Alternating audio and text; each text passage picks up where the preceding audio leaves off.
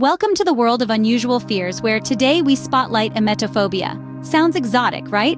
Well, it's the fear of vomiting. Yes, you heard it right.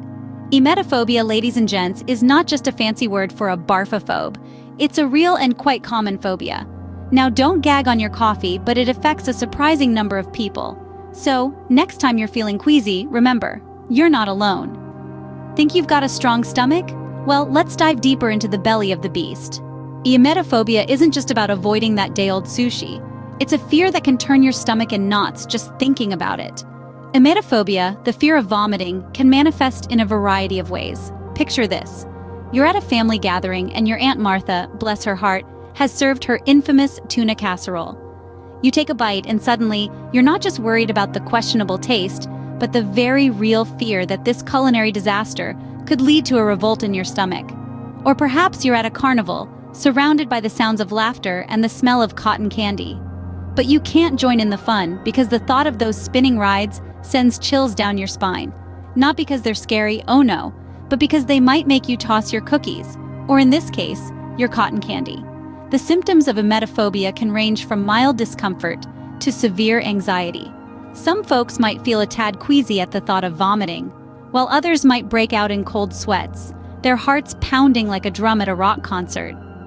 In severe cases, folks with emetophobia might go to great lengths to avoid situations that could lead to vomiting. They might refuse to watch horror movies, not because they're scared of ghosts or goblins, but because they're scared of the inevitable scene where someone loses their lunch. They might even avoid social gatherings out of fear that someone might have a bit too much to drink and end up revisiting their dinner.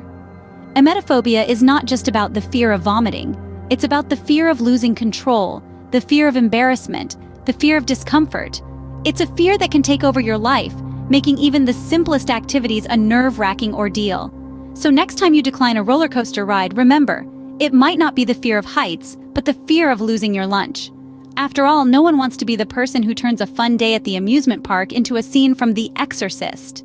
For those brave souls looking to tackle this fear head-on, worry not.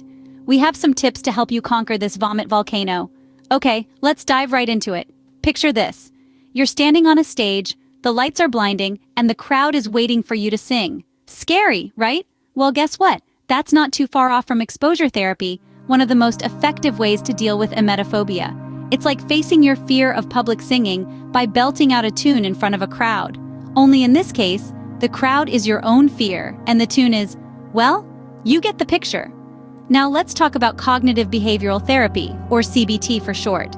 Think of it as your own personal trainer, but instead of helping you lift weights, it helps you lift your spirits. CBT helps you change your negative thought patterns about vomiting and replaces them with healthier ones. Imagine it like facing a giant spider, but instead of running away, you're learning to coexist peacefully. Of course, these methods take time and effort, but overcoming any fear is not a walk in the park. Or maybe it is if you're afraid of parks. But I digress. Remember, the path to overcoming emetophobia may be a bit messy, but hey, no one said conquering fears was a clean business. So there you have it, folks. Emetophobia, the fear that makes you queasy just thinking about it.